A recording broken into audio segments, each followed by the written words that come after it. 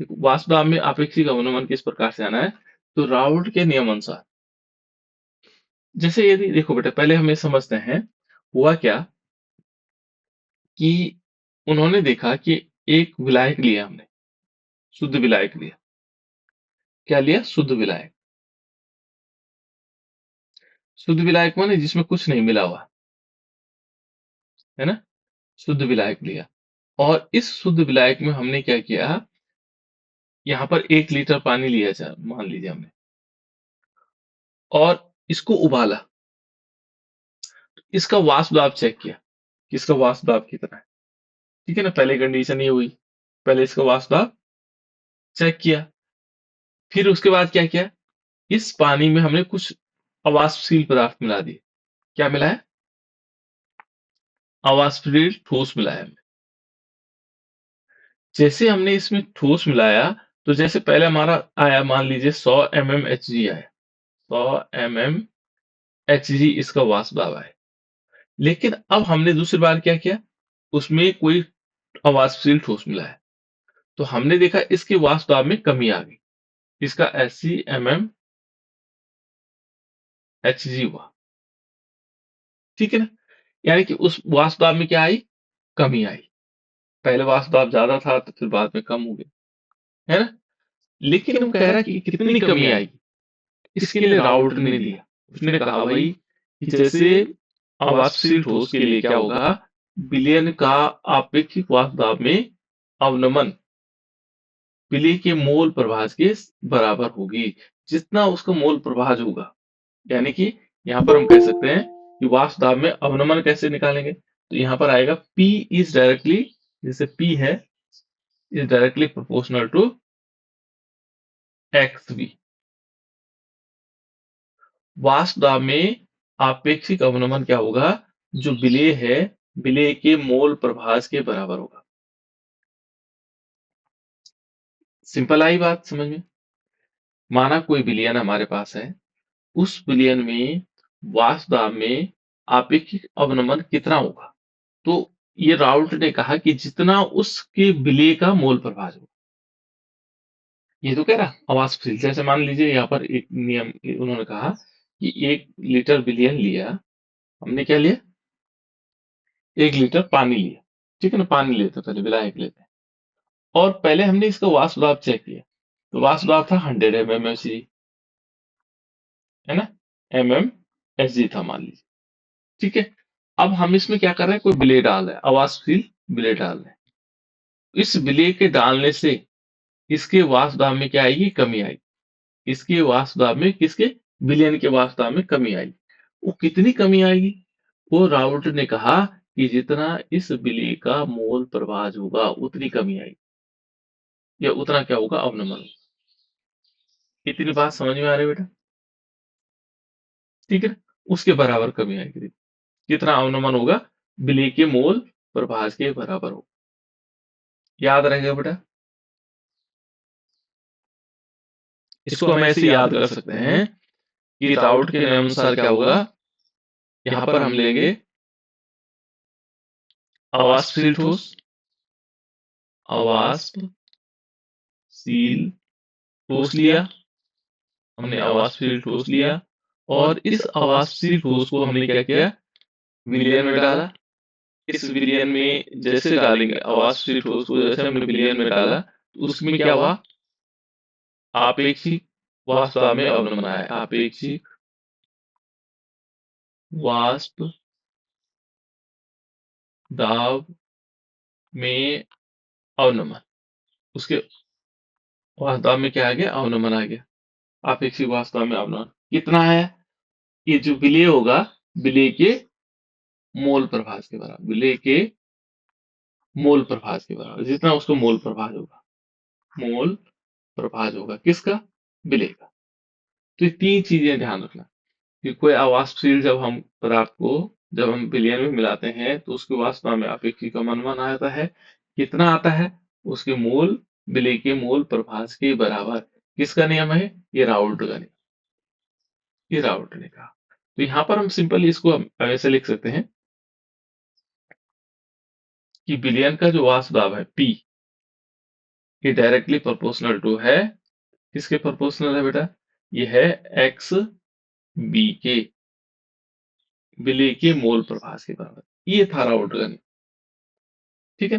अब यहाँ पर पी को हम पी एस लिख सकते हैं। पी एस का मतलब पी बिलियन हो गया, है ना, सॉल्यूशन का। तो अब इसको क्या कर सकते हैं, देखो यहाँ पर लिखेंगे तो पी बराबर पी एस बराबर, जब बराबर के चिन्ह लगाएंगे तो यहाँ आएगा पी नोट ए, सॉरी बी, विलेय का शुद्ध अवस्था में वाष्प दाब इंटू एक्स बी, ये हो जाएगा, है ना। और पी एस क्या है? पी एस है विलयन का वाष्प दाब, और पी नॉट बी क्या है? विलेय के शुद्ध विलायक का वाष्प दाब, ये शुद्ध विलायक का है वाष्प दाब, है ना। और एक्स बी क्या है? जो विलायक है उसके मोल प्रवाह की, मोल प्रवाह, है ना। अब ये कैसे सिद्ध होना है, अभी तो शुरुआत कर रहे हैं, है ना। तो यहाँ पर P S is equal to, तो P S is equal to क्या होगा? पी नोट बी, और X B is equal to X A plus X B बराबर कितना होता है बेटा? एक होता है ना। तो हमें X B is equal to क्या होगा? एक्स बी, यदि हम यहाँ पर देखेंगे तो एक्स बी बराबर क्या होना चाहिए? यहाँ पर आएगा वन माइनस एक्स ए, ये आएगा। इस वैल्यू को हम यहाँ रख सकते हैं, एक्स बी की जगह क्या रखेंगे? यहाँ पर रखेंगे वन माइनस एक्स ए, ऐसे रख लेंगे। ठीक है। अब जब ये वैल्यू रख लेंगे, फिर इसका गुणा इनके साथ करेंगे, तो पी एस बराबर क्या होगा? P S is equal to, देखो, P naught B minus P naught B into X A,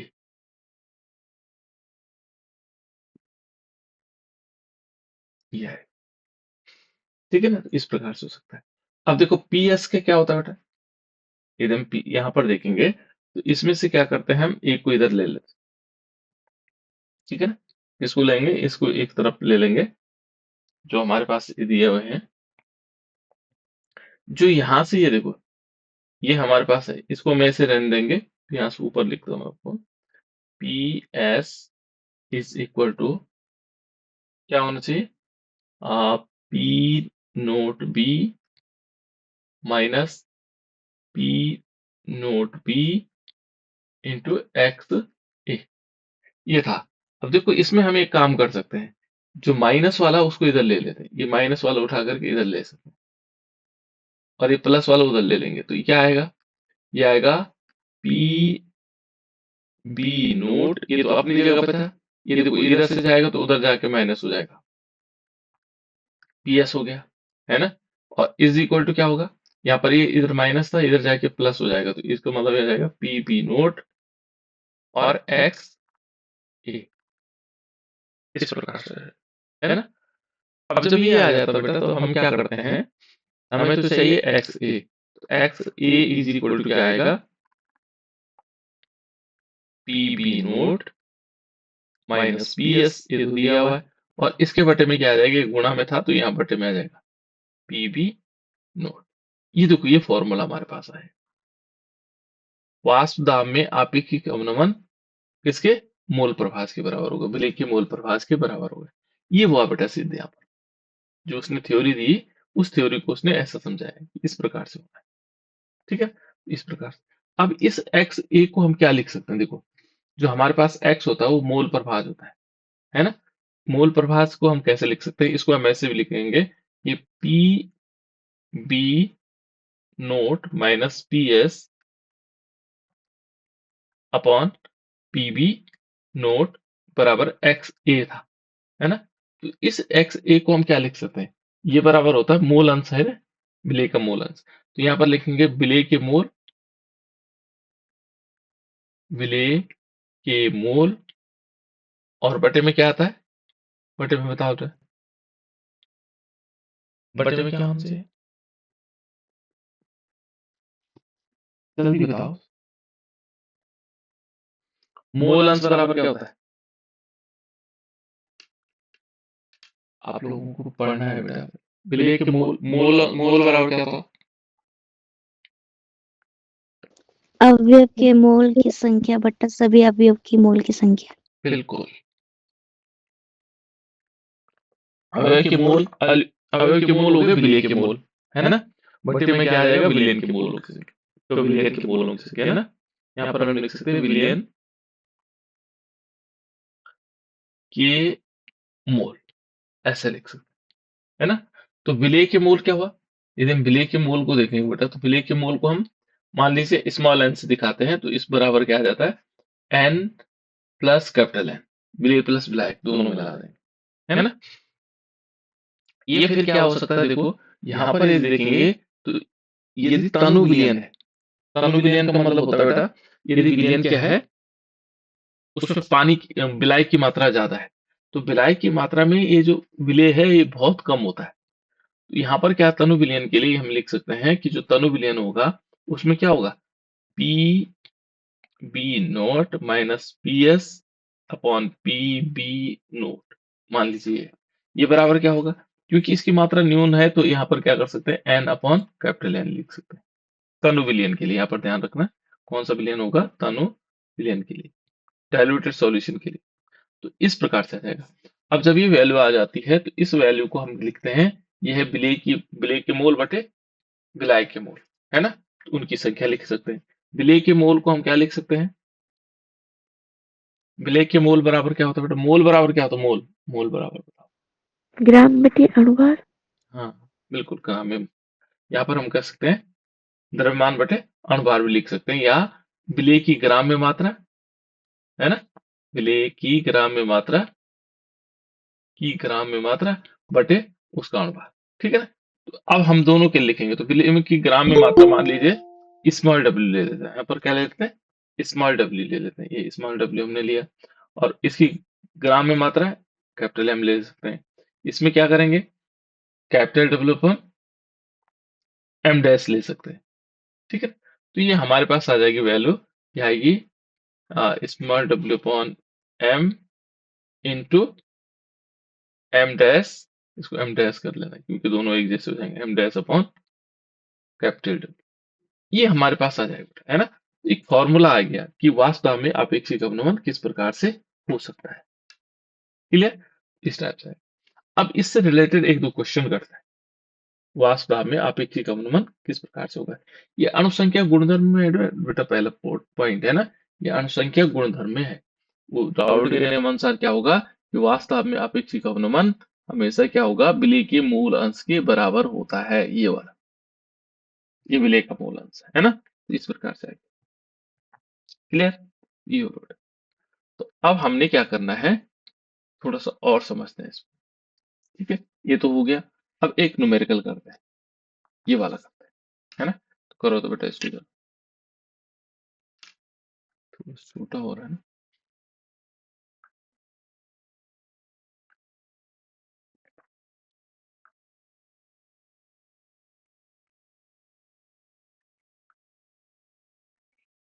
ये एनसीईआरटी बुक का क्वेश्चन है, जिसे आप लोगों ने सॉल्व करना है।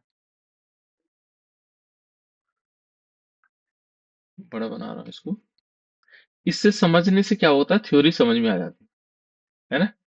जैसे क्वेश्चन को समझो तो उसके बाद थ्योरी समझ में आ जाती, क्या है, क्या कहना चाह रहे हैं। ये है, सबको दिखाई दे रहा होगा।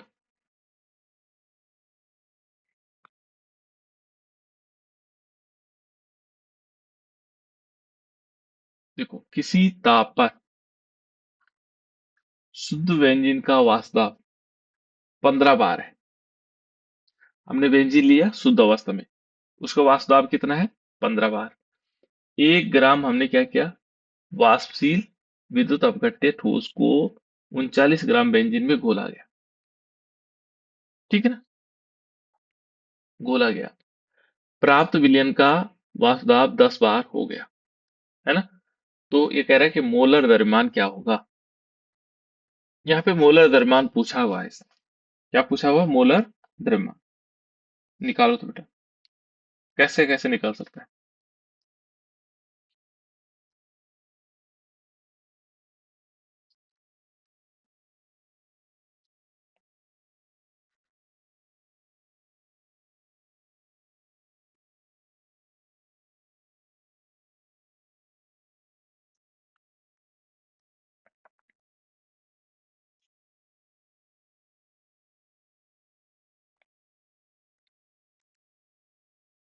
निकालो।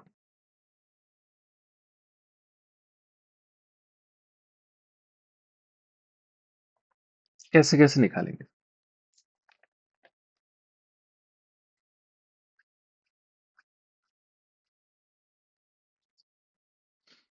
हमने ये देखना है कि देखो हमारे पास था, ये कह रहा है किसी ताप पर शुद्ध व्यंजन का वाष्प दाब। तो शुद्ध व्यंजन का वाष्प दाब हम निकालेंगे।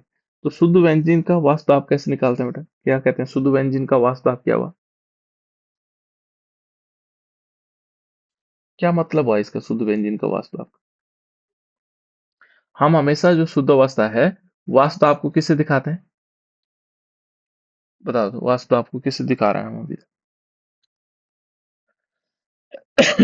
कोई बच्चा बता दो, वाष्प दाब को किससे दिखाते हैं? पी से।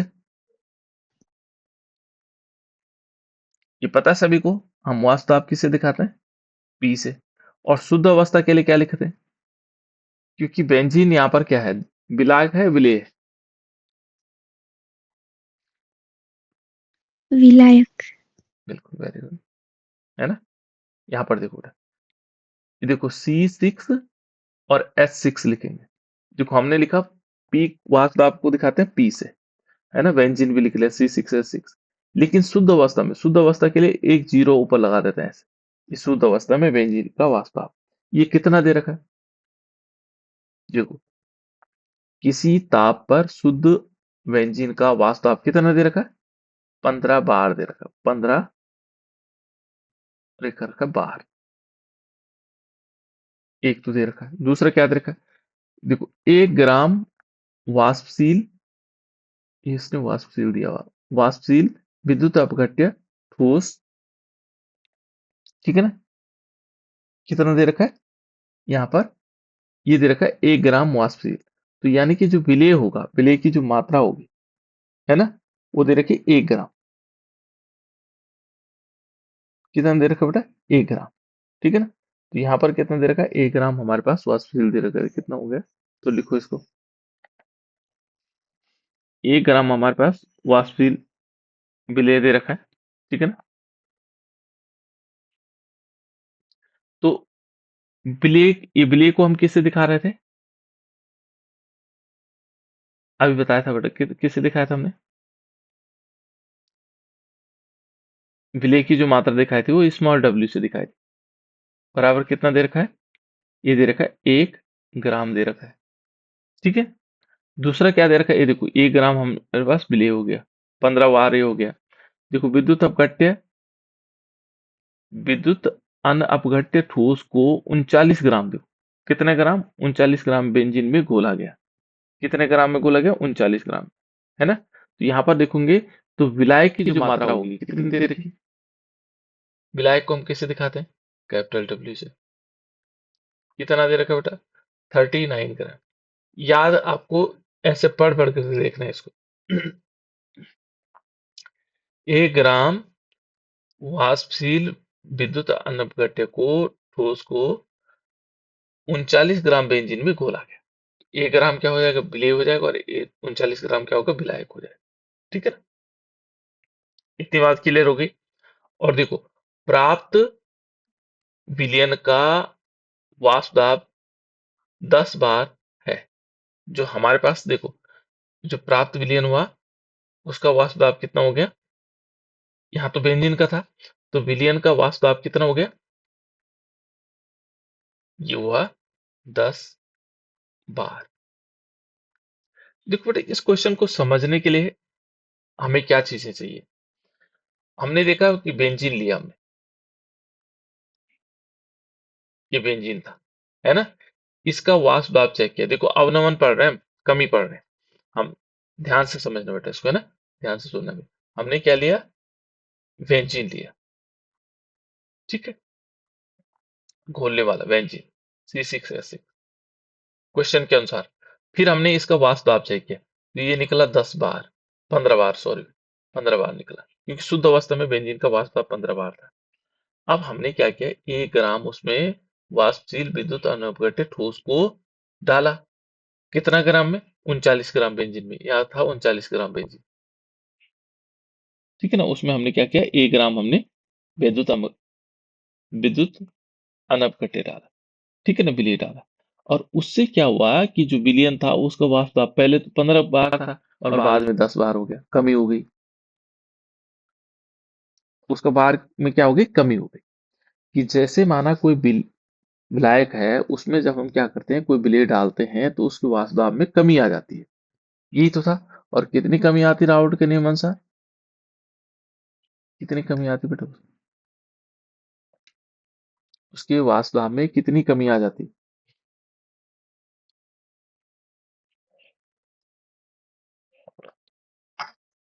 क्या कहा राउल्ट ने, उसने कहा कि जितना विलेय का अणुभार है उसके एक बराबर आएगी, है ना। जितना विलेय का अणुभार है उतनी कमी आएगी उसमें। यही तो था। अरे इससे पहले ये तो पढ़ा आपने, देखो देखो कितनी कमी आएगी। देखो ये कह रहा है कि अवाष्पशील ठोस के लिए विलयन विलयन के आपेक्षिक वाष्प दाब में अवनमन क्या होगा, विलेय के मोल प्रभाज के बराबर होगा। जितना मोल प्रभाज होगा उसके बराबर होगा। ये तो पढ़ा था हमने, ठीक है। तो यहाँ पर हमने ध्यान रखना, देखो हमने बेंजीन लिया, उसका 10 बार था, लेकिन जब हमने 1 ग्राम विद्युत अनपगटे पदार्थ उसमें डाला, ठोस डाला, तो 39 ग्राम बेंजीन में घोला गया। तो विलयन का जो प्राप्त विलयन है उसका वाष्प क्या हो गया, 10 बार हो गया, कमी हो गई। जैसे हमने क्या डाला इसको, 1 ग्राम वाष्पशील विद्युत अनपगटे 39 ग्राम में, उसका वाष्प क्या हो गया, कम हो गया। तो उस फॉर्मूले के आधार पर ये कह रहा है कि ठोस का मोलर द्रव्यमान क्या है। हमने ठोस का मोलर द्रव्यमान निकालना है। तो ठोस का मोलर द्रव्यमान बराबर क्या था, यहाँ पर हमने फॉर्मूला पढ़ा था कि P क्या था बेटा, कोई बताएगा। पी बी नोट माइनस क्या था, पी एस, अपॉन में क्या था, पी बी नोट, बराबर किसके, एक्स बी की। ये फॉर्मूला याद रखना।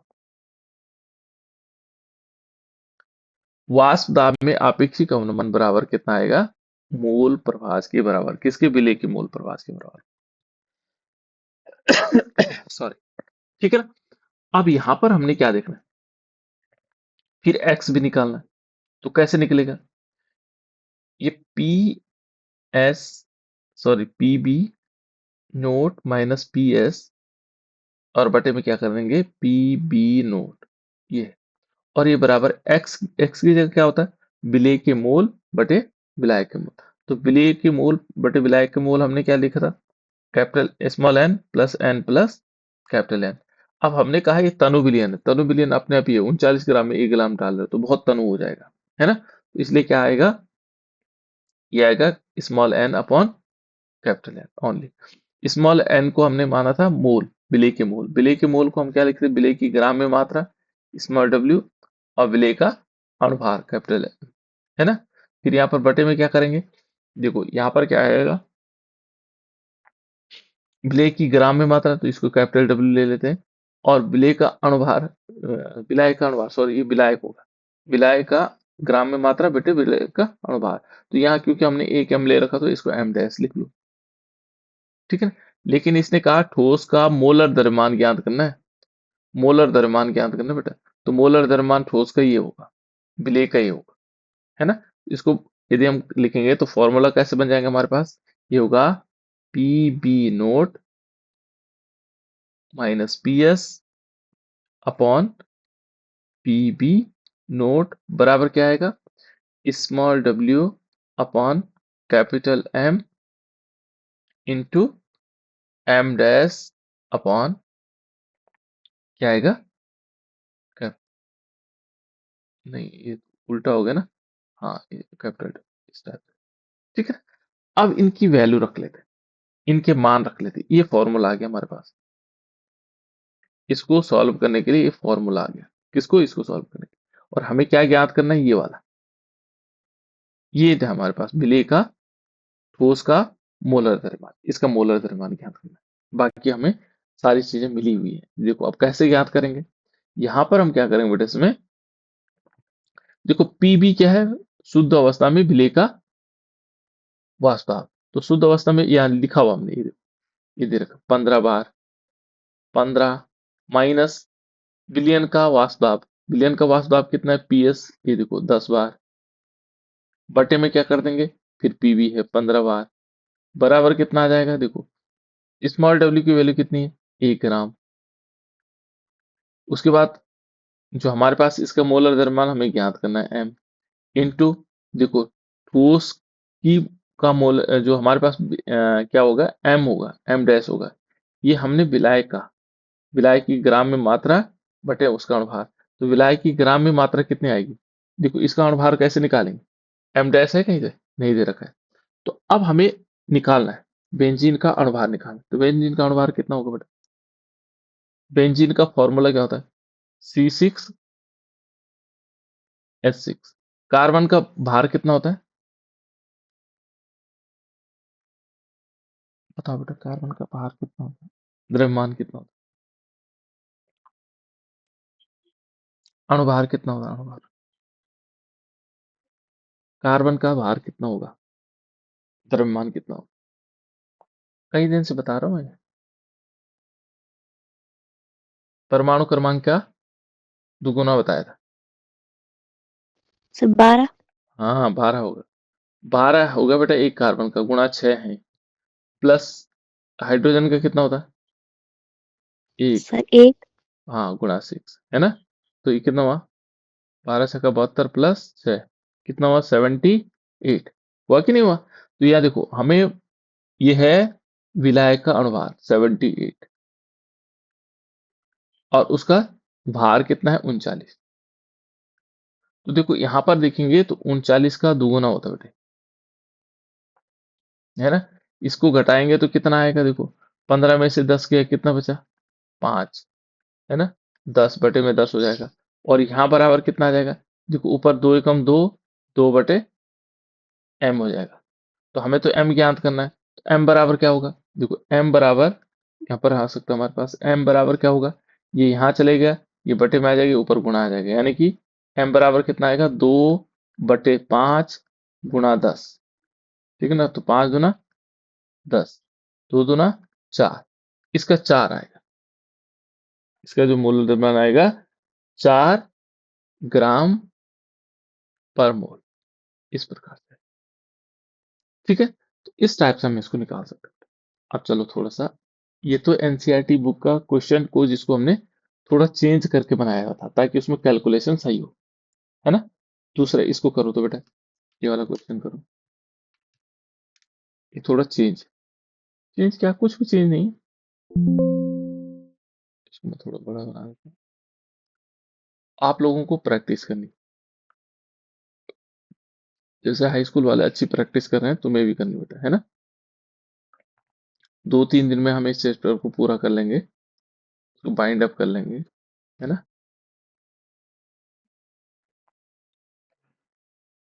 आप लोगों को आ जाना चाहिए, करो बेटा इसको सॉल्व करो, ये बनाए गए क्वेश्चन, बनाए गए उसी टाइप से, ये बनाए गए क्वेश्चन है एनसीईआरटी बुक को सॉल्व करने के लिए, है ना, करो तो। क्या क्या दे रखा है हमने, फटाफट करना है, कॉपी पेन साथ में रखो।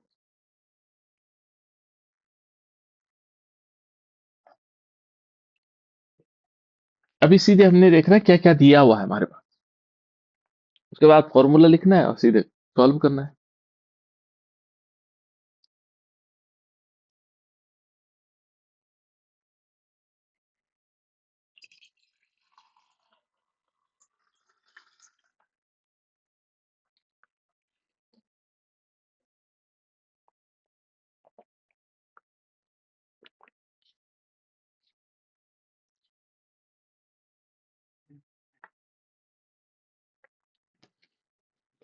देखो क्वेश्चन को पढ़ने से समझ में आना चाहिए क्वेश्चन किसका है, वास्तव में अवनमन है, ये क्या है ना। अभी तो बहुत सारे क्वेश्चन होंगे तो उनमें पहचानना पड़ेगा। देखो हमने क्या किया कि शुद्ध बेंजीन का वाष्प दाब देखा 10 बार है ना। फिर क्या किया, 1 ग्राम अवाष्पशील विद्युत अपघट्य मिला है तो 78 ग्राम बेंजीन में मिलाया, घोला गया, तो क्या हुआ, जो प्राप्त विलयन हुआ उसके वाष्प दाब में कमी हो गई, 5 बार हो गया, तो इसका मतलब ये वाष्प दाब में अवनमन है। हमने शुद्ध वाष्प देखा, वाष्प दाब विलय का 10 बार था, लेकिन जब हमने 0.01 ग्राम क्या मिलाया उसमें, अवाष्पशील विद्युत अपघट्य मिलाया, ठोस मिलाया, तो उससे क्या होगा, उसकी वाष्प दाब 78 ग्राम बेंजीन में घोला गया, तो विलयन का वाष्प दाब क्या हो गया, कम हो गया, है ना। तो उसका मोलर द्रव्यमान ज्ञात करना हमने, तो इसका मतलब ये वाष्प दाब में अवनमन है। तो हम क्या करेंगे, फॉर्मूला हमें पता है, वाष्प दाब में अवनमन क्या होता है, पी बी नोट, बी का मतलब हो गया विलेख, है ना, और माइनस पी एस, और बटे में क्या आ जाएगा, पी बी नोट, ये आ गया, इज इक्वल टू एक्स है, तो इसको हम सीधे वैसे लिख लेते हैं, सीधे direct formula, small W upon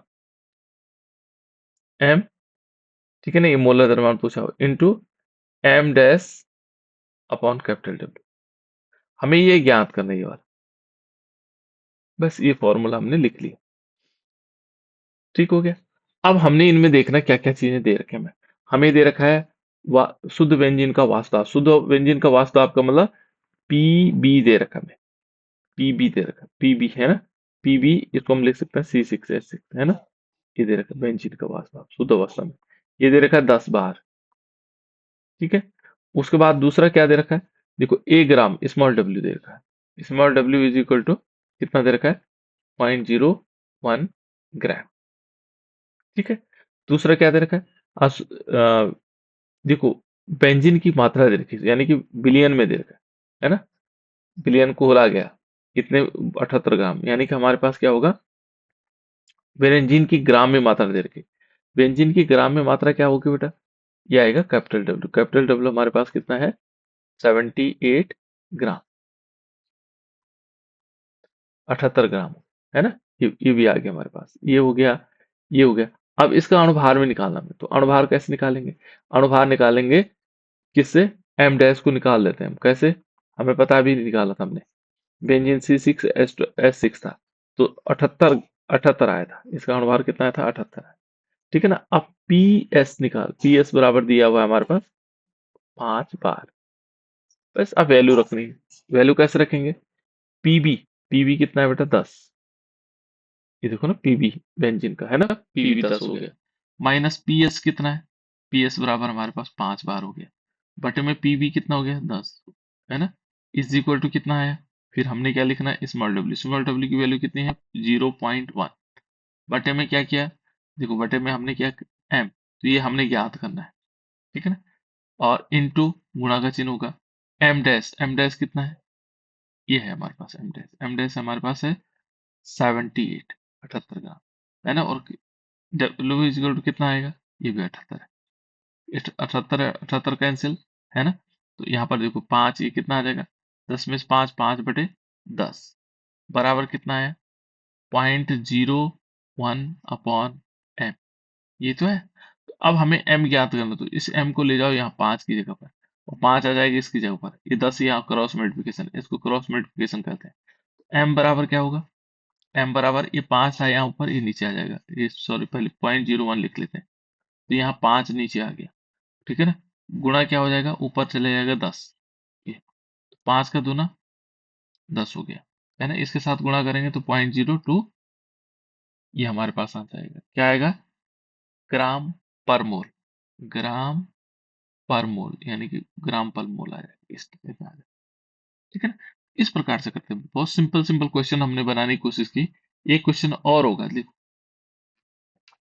ये भी सरल क्वेश्चन किए गए, सरल इसलिए किया गया है ताकि ये बनाए गए क्वेश्चन है एनसीईआरटी बुक के आधार पर, एनसीईआरटी में थोड़ा सा कैलकुलेशन टफ होती, उसी के आधार पर इनको बनाया गया, ठीक है, उसी के आधार पर हमने इनको कोशिश की कि उनमें कैलकुलेशन सरल करने के लिए, ताकि एक बार कॉन्सेप्ट समझ में आ जाए हमने करना क्या है, ठीक है। तो इसको करो, तो इसको मैं बता रहा हूँ, थोड़ा बड़ा कर देते हैं इसको।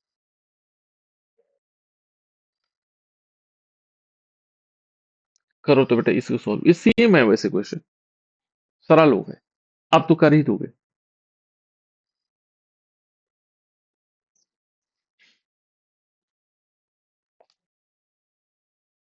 एक क्वेश्चन को हमने 2-3 बार बना दिया, देखो क्वेश्चन वही है,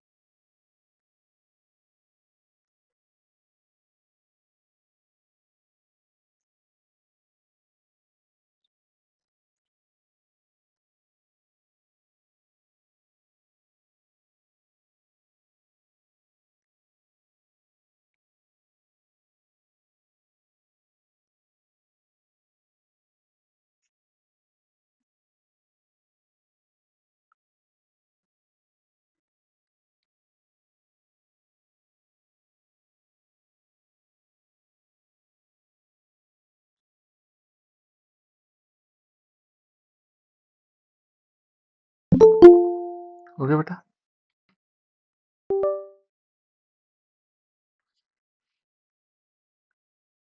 हाँ, दिव्या बेटा, हम दिव्या जुड़ी है?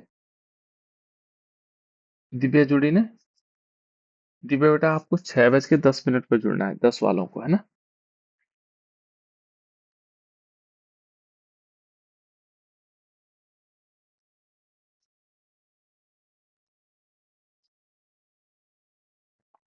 करो बेटा, इसको सॉल्व करो। ये तो बहुत सिंपल है, कॉपी में सॉल्व करो। कितना आया आंसर?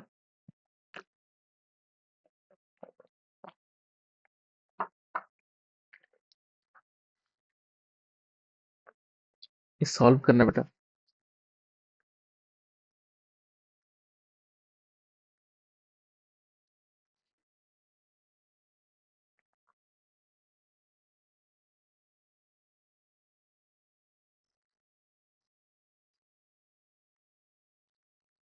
इसके बाद आप लोगों को एनसीईआरटी बुक लेनी है और उसमें जो न्यूमेरिकल दिए हैं उनको सॉल्व करना है।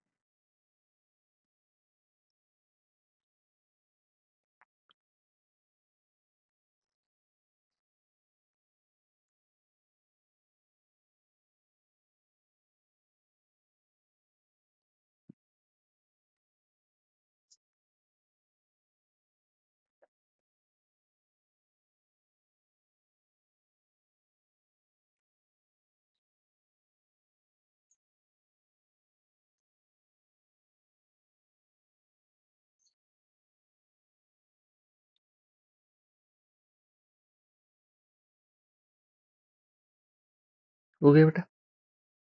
आ गया होगा आपका आंसर? कितना है? ये सरल बनाएंगे क्वेश्चन, कुछ दिक्कत नहीं है इनमें। ये तो कैलकुलेशन इतनी आसान की गई जिसका कोई मतलब ही नहीं। ऐसे क्वेश्चन आ ही नहीं सकते। ये तो हमने बनाए हुए हैं ना, उसी के आधार पे बनाए कि इसको इस टाइप से, भाषा वही है। सर मोलर मास 0.1 ग्राम आ रहा है। 0.1 1। ग्राम पर मोल। Yes sir. चलो देखते हैं बेटा। और बच्चे बताओ बेटा।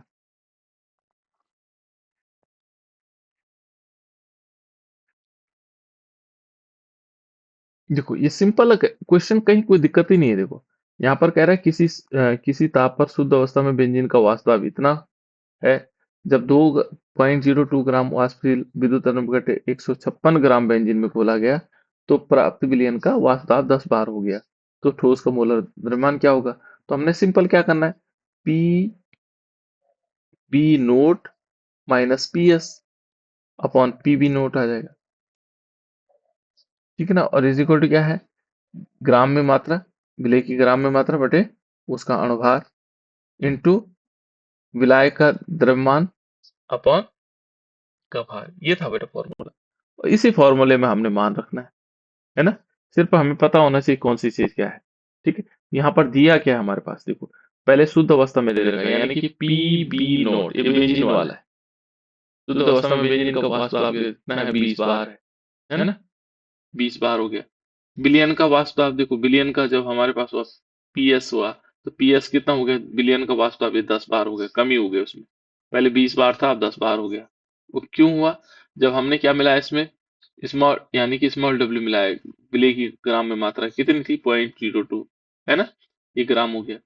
अब उसके बाद हमने क्या है, देखो विलायक है, विलायक कितना है, विलायक देखोगे तो विलायक हमारे पास 156 ग्राम है, 156 ग्राम हो गया। ठीक है ना? अब उसके बाद विलेय का अणुभार हमें रहेगा, विलेय का अणुभार बराबर कितना है, बेंजीन है तो ये कितना होगा, 78 हो जाएगा। ठीक है, देखो हमने इनके मान रखने हैं, तो ये मान उसी हिसाब से कैलकुलेशन के हिसाब से किया गया। देखो शुद्ध, ये देखो शुद्ध अवस्था में कितना था, 20 था, माइनस कितना हुआ, 10 हुआ, बटे में कितना कर दिया, 20 कर दिया, इज इक्वल टू कितना हो गया, देखो स्मॉल डब्ल्यू की वैल्यू कितनी है, यहाँ देखो 0.02 अपॉन कैप्ट एम की वैल्यू कितनी है, ये हमें याद करनी है, मोलर द्रव्यमान पूछा है ना। और इनटू क्या हो जाएगा, यहाँ पर हो जाएगा, देखो कैप, यहाँ पर क्या आएगा, एम डैश हो गया 78 अपॉन कितना आएगा, इसका भार कितना हो गया, 156। ठीक है, बस ये दिया हुआ। अब हमने इसको कैलकुलेट करना है। इसमें 10 में 20 में से 10 गया तो कितना बचेगा? 10/20 हुआ। देखो ना, यहाँ पर देखोगे तो 10/20 हो गया, है ना, बराबर कितना हो गया? इसको देखो, 78 दूना 156, इस दो के हम दो, ए यानी कि 0.01 हो जाएगा। तो ये कितना है? 0.01/m हो जाएगा। ये कैलकुलेशन की हुई कैलकुलेशन बेटा। एम यहाँ चले जाएगा, बाकी उल्टा कर दो तो एम बराबर कितना आएगा? एम बराबर हमारे पास क्या होगा? ये एम यहाँ गया तो 0.01 तो था पहले से, और बटे में क्या आ जाएगा? देखो बटे में हमारे पास आ जाएगा 10, है ना, और गुणा में चले जाएगा 20। तो 10 का दूना 20, दो बराबर कितना है? आ, यहाँ पर 0.1 क्यों आया होगा बेटा? 0.02 ग्राम पर मोल आए। थोड़ी सी गड़बड़ हुई सर कहीं कैलकुलेशन, है ना। इस प्रकार से आ जाएगा। इस m को यहाँ कर देंगे, ये 10 यानी कि 2 आ जाएगा, 2 का गुणा इसके साथ कर देंगे, ठीक है।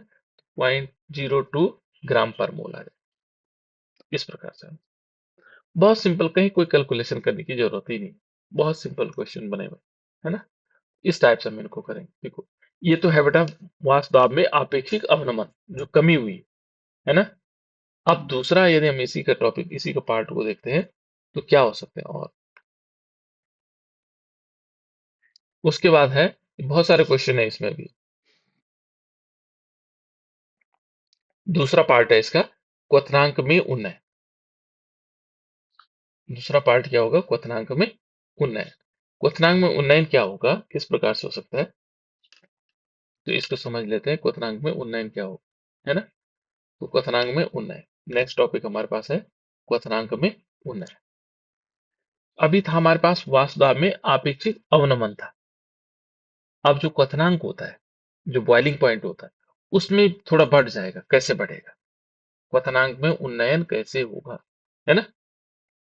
क्वथनांक आप लोग जानते हैं, जहां पर क्या होगा, द्रव का वाष्प दाब वायुमंडलीय वाष्प दाब के बराबर हो जाता है। यानी कि जिस अंक पर क्या होता है, क्वथन अंक है, वैसे नाम से पता लग रहा है क्वथनांक, क्वथन का अंक, जिस ताप पर कोई द्रव उबलता है ना, उसको बोलते हैं बेटा क्वथनांक, है ना। तो क्वथनांक किस प्रकार से होगा, तो यहाँ देखो, ये कहता है कि किसी अवाष्पशील पदार्थ को, परिभाषा सी में देखो, किसी अवाष्पशील पदार्थ को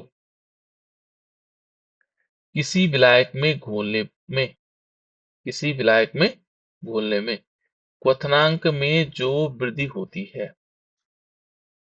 क्वथनांक में क्या होती है? जो वृद्धि होती है।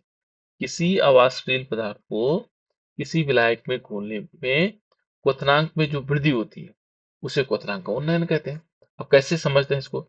यहां पर हमने लिया एक विलायक, विलायक क्या होता है बेटा? जल ले लेते हैं, है ना। और इस जल में हमने क्या किया? जल में हमने डाला कोई अवाष्पशील पदार्थ। क्या डाला? अवाष्पशील पदार्थ, जिसको हम क्या बोलते हैं? विलेय। जैसे डाला तो उसके क्वथनांक में वृद्धि हो गई, बढ़ गया उसका क्वथनांक, ठीक है ना। तो उसको, उसे कहते हैं क्वथनांक में उन्नयन। आप लोगों ने देखा होगा, जैसे दाल है, दाल बनाते हैं, और इस दाल को क्या करते हैं? नमक डालते हैं पहले, तो दाल जल्दी गल जाती। क्यों? क्योंकि जब पानी का क्वथनांक था 100 डिग्री सेल्सियस, 100 डिग्री पर उबलता था, जिसमें भाप बनता था।